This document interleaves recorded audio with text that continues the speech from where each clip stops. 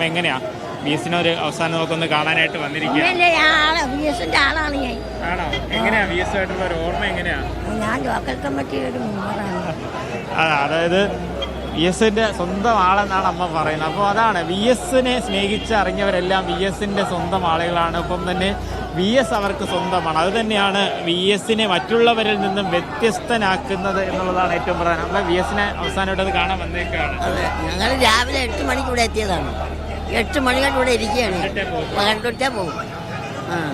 അതാണ് ഞങ്ങളെ നമ്മുടെ സ്വന്തം നേതാവ്.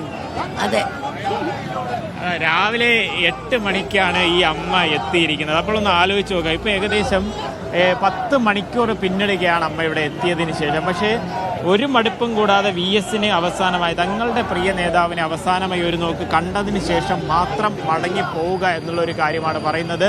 വാഹനം, അതായത് വിലാപ യാത്ര ഇവിടേക്ക് എത്തുന്നു എന്നുള്ളൊരു അറിയിപ്പ് കിട്ടിയത് കൊണ്ട് തന്നെ കൂടുതലായി ആളുകൾ, അതായത് പന്തലിരുന്ന ആളുകളൊക്കെ തന്നെ സ്ത്രീകൾ, കൂടുതൽ നിരവധിയായിട്ടുള്ള ആളുകളുണ്ട്. അവരെല്ലാം തന്നെ VS ഒരു നോക്ക് കാണുന്നതിന് വേണ്ടി ഉള്ള ഒരു തയ്യാറെടുപ്പാണ് ഇപ്പോൾ നടത്തിക്കൊണ്ടിരിക്കുന്നത്. കൊച്ചു കുഞ്ഞുങ്ങളെ വരെ, അതായത് മാതാപിതാക്കൾ കൊച്ചു കുഞ്ഞുങ്ങളെ വരെ കയ്യിലൊക്കെ ഏന്തിക്കൊണ്ട് മോളേക്കായിട്ട് വന്നേക്കാണ്. VS കാണാനാണോ? മോൾ എന്താ കയ്യിൽ പോക്കൊച്ച നിൽക്കുന്നേ? ആരെ കാണാനാ നിൽക്കുന്നേ?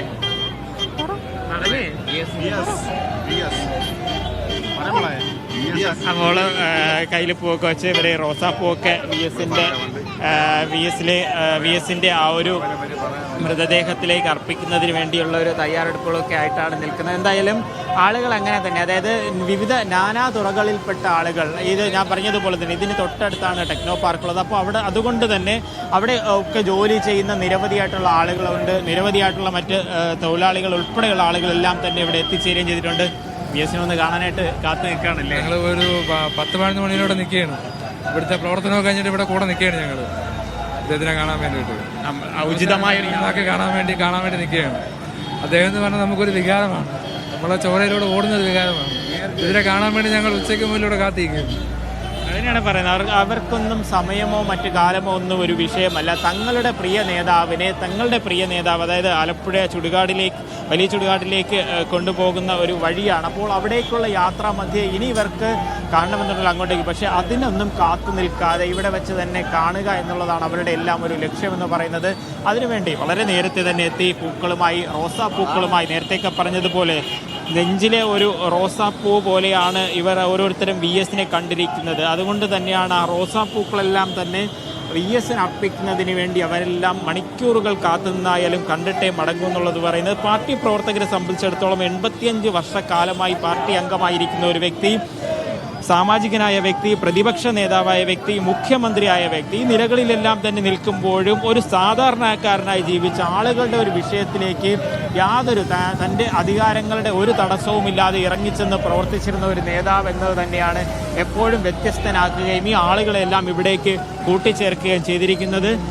VS കാണാനായിട്ട് നിൽക്കുകയാണ്. ഞങ്ങളെ സഖാവിനെ കാത്ത് ഞങ്ങൾ 2 മണി തൊട്ട് കാത്തു നിൽക്കുകയാണ് VS കാണാൻ. നമ്മുടെ സഖാവ് ഞങ്ങൾ ജനിച്ച കാലം തൊട്ട് കേട്ടു തുടങ്ങിയ ഒരു പേരാണ് സഖാവിന്റെ പേര്. നേരിട്ട് കാട്ടായി കൊണ്ട് തോനെ പ്രാവശ്യം കണ്ടിട്ടുണ്ട്, ഇഷ്ടം പോലെ. മാമൻ എന്നാണ് വിളിക്കണത്. ഞങ്ങൾ VS എന്നല്ല വിളിക്കണേ, മാമൻ എന്ന് വിളിച്ചാണ് സംഭാവന ചെയ്യണത്. ആ രീതിയിലാണ് ഞങ്ങൾ മുമ്പോട്ട് പോകുന്നത്. ഞങ്ങളുടെ സഖാവിനെ കാണാനാണ് 2 മണി തൊട്ടേ ഇവിടെ വന്ന് കാത്തിരിക്കുന്നത്. അത് തന്നെയാണ് ഇവരെല്ലാം പറയുന്നത്. അവർ വളരെ നേരത്തെ 8 മണിക്ക് വന്ന അമ്മയുണ്ട്, 10 മണിക്ക് വന്നവരുണ്ട്, ഈ 2 മണിക്ക് വന്നവരുണ്ട്. അങ്ങനെ പല സമയങ്ങളിൽ വന്ന്, അതായത് മണിക്കൂറുകൾ പിന്നിട്ടിട്ട് പോലും ആ പൂക്കളുമായി ഇപ്പോഴും തങ്ങളുടെ പ്രിയ സഖാവിന് ആ പൂക്കൾ അർപ്പിച്ചതിന് ശേഷം മാത്രം മടങ്ങുക എന്നുള്ള ഒറ്റ ലക്ഷ്യത്തോടു കൂടെയാണ് യാപാലവൃദ്ധം വരുന്നത്. കൊച്ചു കുഞ്ഞുങ്ങളായിക്കോട്ടെ മുതിർന്നവരായിക്കോട്ടെ എല്ലാം വരുന്നത്. ഈ റോഡിലെ ഒരു അവസ്ഥ നോക്കിക്കഴിഞ്ഞാൽ വാഹനങ്ങൾക്ക് വളരെ ബുദ്ധിമുട്ടി പോകേണ്ടുന്ന ഒരവസ്ഥ, അത്രത്തോളം ജനങ്ങളെ കൊണ്ട് ഇവിടെ നിറഞ്ഞിരിക്കുകയാണ് ഇപ്പോൾ എന്ന് പറയുന്നത്. നേരത്തെ ഇതായിരുന്നില്ല. അതായത് വാഹന വ്യൂഹം ഇവിടേക്ക് കാര്യവട്ടത്തോട് അടുത്തിരിക്കുന്നു എന്നുള്ളൊരു വിവരം ലഭിച്ചതിൻ്റെ അടിസ്ഥാനത്തിലാണ് കൂടുതലായി ഇവിടേക്ക് ഈ VS അവസാനമായി ഒരു നോക്ക് കാണുന്നതിന് വേണ്ടി ആളുകൾ ഇത്തരത്തിൽ ഒഴുകി എത്തിക്കൊണ്ടിരിക്കുന്നത്. ഈ 2 മണി കഴിഞ്ഞപ്പോൾ തുടങ്ങിയ ഒരു വിലാപ യാത്രയാണ്. ഇപ്പോൾ സമയം 6 മണിയാകുന്നത്. മണിക്കൂറുകൾ പിന്നിട്ടിട്ട് പോലും ഇതുവരെയും അതായത് ഒരു 7-8 കിലോമീറ്റർ മാത്രമാണ് ഇപ്പോൾ പിന്നിടാൻ കഴിഞ്ഞിരിക്കുന്നത്. ഇങ്ങനെയാണെന്നുണ്ടെങ്കിൽ തിരുവനന്തപുരത്തിൻ്റെ അതിർത്തിയായി കടമ്പാട്ടുകോണം ഒന്ന് കഴിയണമെന്നുണ്ടെങ്കിൽ ഒരുപക്ഷെ അർദ്ധരാത്രിയാകും. കൊല്ലം എപ്പോഴെത്തും, കൊല്ലം എപ്പോൾ കടക്കുമെന്ന് ചോദിച്ചു കഴിഞ്ഞാൽ ഈ കണക്ക് കൂട്ടലുകളെ എല്ലാം തെറ്റിച്ചുകൊണ്ട് ഒരുപക്ഷെ നാളെ പുലർച്ചെയൊക്കെ ആയിരിക്കാം ആലപ്പുഴയിൽ എത്തിച്ചേരുക എന്നുള്ളതാണ്. ഇത്തരത്തിൽ ഇങ്ങനെയാണ് ഈ കാര്യങ്ങൾ പോകുന്നതെങ്കിൽ മനസ്സിലാക്കാൻ കഴിയുന്ന കാര്യം, ആളുകൾ എവിടെ കൂടി നിൽക്കുന്നുണ്ടോ, ഒരു പുഷ്പങ്ങളുമായി നിൽക്കുന്ന ഒരാളെങ്കിലും ഉണ്ടെങ്കിൽ അവർക്കൊന്ന് വണ്ടി വേഗത കുറച്ചെങ്കിലും ഒന്ന് കാണിച്ചു കൊടുത്ത് പൂക്കൾ അർപ്പിക്കുന്നതിന് ഒരു അവസരം കൊടുത്തതിന് ശേഷം മാത്രമാണ് ഈ വിലാപയാത്ര കടന്നുപോയിക്കൊണ്ടിരിക്കുന്നത്. ശരി, ലിജോ സൂചിപ്പിച്ചതുപോലെ രാത്രി 9 മണിയോടുകൂടി ആലപ്പുഴയിൽ ചെല്ലണം എന്ന രീതിയിലാണ് ഈ വിലാപയാത്ര നേരത്തെ നിശ്ചയിച്ചിരുന്നത്. പക്ഷേ രാത്രി 9 മണി പോയിട്ട് ഇന്ന് ഈ രാത്രിയിൽ തന്നെ, അല്ലെങ്കിൽ ഈ അർദ്ധരാത്രിയിലോ ആലപ്പുഴയിൽ എത്തിച്ചേരാൻ കഴിയുമെന്നൊരു ഉറപ്പുമില്ല. ഒരു പക്ഷേ നാളെ പുലർച്ചെയോ നാളെ വെളുപ്പിനോ മാത്രമേ ഈ രീതിയിൽ പോവുകയാണെങ്കിൽ ഈ വിലാപയാത്ര ആലപ്പുഴയിലെത്തൂ. കാരണം ഇപ്പോഴും തിരുവനന്തപുരത്തിൻ്റെ അതിർത്തി പിന്നിടാൻ കഴിഞ്ഞിട്ടില്ല. കഴക്കൂട്ടത്തെത്തിയതേ ഉള്ളൂ. ഏറെക്കുറെ 5-ാം മണിക്കൂറിലേക്ക് കടക്കുന്നു. ആകെ കൂടി പിന്നിട്ടത് 9 കിലോമീറ്റർ മാത്രമാണ്. 5 മണിക്കൂർ എടുത്താണ് ഈ ആദ്യത്തെ 9 കിലോമീറ്റർ പിന്നിട്ടത്. ഇനിയിപ്പോൾ ആലപ്പുഴ വരെ ചെല്ലണം. അങ്ങനെയാണെങ്കിൽ എത്ര സമയം വേണ്ടി വരും ഈ വിലാപയാത്ര PS-ൻ്റെ ജന്മനാട്ടിലെത്താൻ എന്നുള്ളത് ഏറ്റവും പ്രധാനപ്പെട്ട ചോദ്യമായി അവിടെ ബാക്കി നിൽക്കുന്നു. എന്തായാലും നേരത്തെ ലിജോ ഒക്കെ സൂചിപ്പിച്ചതുപോലെ ഇന്നലെ നമ്മൾ AKG സെൻറ്ററിലും ഇന്ന് സെക്രട്ടേറിയറ്റിലെ ദർബാർ ഹാളിലും ഒക്കെ കണ്ടത് നീണ്ട ക്യൂ ആയിരുന്നു. ചെറിയ പതുക്കെ മാത്രം അനങ്ങിയിരുന്ന, പതുക്കെ മാത്രം മുന്നോട്ട് പോയിരുന്ന ഒരു ക്യൂ.